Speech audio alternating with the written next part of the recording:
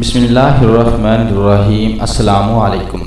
حضرت سیدنا زید بن اسلم رضی اللہ تعالی عنہ فرماتے ہیں، میرے والد نے بتایا کہ ایک مرتبہ حضرت عمر بن خطاب رضی اللہ تعالی عنہ لوگوں کے درمیان جلوہ فرما تھے کہ اچانک ہمارے قریب ایک شخص گزرا جس نے اپنے بچے کو کندھوں پر بٹھا رکھا تھا۔ حضرت عمر بن خطاب رضی اللہ تعالی عنہ نے جب ان باپ بیٹے کو دیکھا تو فرمایا، جتنی مشابہت ان دونوں میں پائی جا رہی ہے میں نے آج تک ایسی مشابہت اور کسی میں نہیں دیکھی۔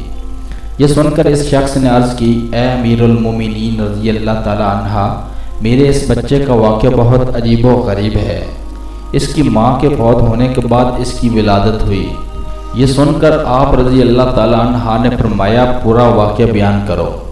وہ شخص عرض کرنے لگا، اے امیر المومنین رضی اللہ تعالی عنہ، میں جہاد کے لیے جانے لگا تو اس کی والدہ حاملہ تھی۔ میں نے جاتے وقت دعا کی، اے اللہ عز و جل، میری زوجہ کے پیٹ میں جو حمل ہے میں اسے تیرے حوالے کرتا ہوں، تو ہی اس کی حفاظت فرمانا۔ یہ دعا کر کے میں جہاد کے لیے روانہ ہوا۔ جب جہاد سے واپس آیا تو مجھے بتایا گیا کہ میری زوجہ کا انتقال ہو گیا ہے۔ مجھے بہت افسوس ہوا۔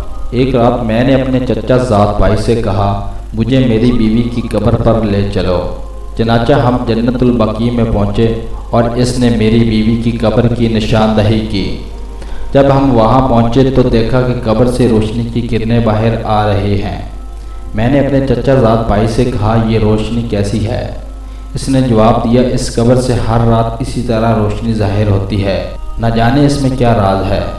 جب میں نے یہ سنا تو ارادہ کیا کہ میں ضرور اس قبر کو کھود کر دیکھوں گا۔ چنانچہ میں نے پھڑوا منگوایا۔ ابھی قبر کھودنے کا ارادہ ہی کیا تھا کہ قبر خود بخود کھل گئی۔ جب میں نے اس میں جھانکا تو اللہ عز و جل کی قدرت کا کرشمہ نظر آیا کہ یہ میرا بچہ اپنی ماں کی گود میں بیٹھا کھیل رہا تھا۔ جب میں قبر میں اترا تو کسی ندا دینے والے نے ندا دی، تو نے جو امانت اللہ عز و جل کے پاس رکھی تھی وہ تجھے واپس کی جاتی ہے، جا اپنے بچے کو لے جا۔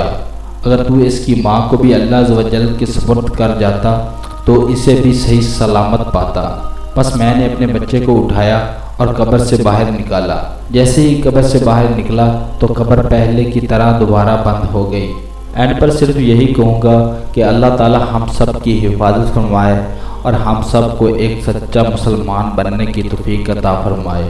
آمین ثم آمین۔